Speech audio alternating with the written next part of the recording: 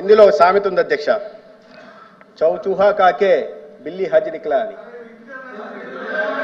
100 ఎలకలు తిన్న బిల్లి ప్రాయచిత్తం కోసం హజ్జుకు పోయిందట అధ్యక్ష. విధ్వంసం సృష్టించి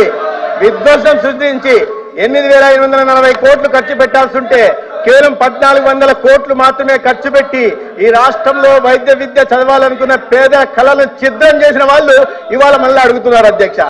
ఎందుకో కానీ అంటే పేరు నేను కోట్ చేయకూడదు, కానీ మంత్రి గారు మరి ఆయన బాధ్యతని విస్మరించి ఎప్పుడూ కూడా హార్ష్ పదాలతో ఏదైతే వాడుకున్న పదాలు ఉన్నాయో వాడుకుంటూ మతాలను కానీ వ్యక్తులు కానీ మరి దూషిస్తూ మాట్లాడడం అనేది సంబంధం కాదు అధ్యక్ష. ఎవరిని కించపరచలేదు.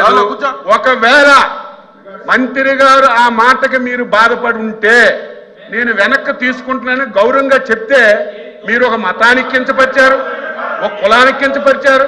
లేని మాటలు మీరు అంటుంటే ఎలాగ మాకు ఊరుకోమంటారు? ధర్మమా? ఏమన్నారు ఆయన? ఏమన్నారు? తప్పులు చేసిన వాళ్ళు హజ్కెళ్ళినా కాశీకెళ్ళినా తప్పులన్నీ పోతాయని వెళ్తారని చెప్పి సామెత ఒకటి చెప్పారు.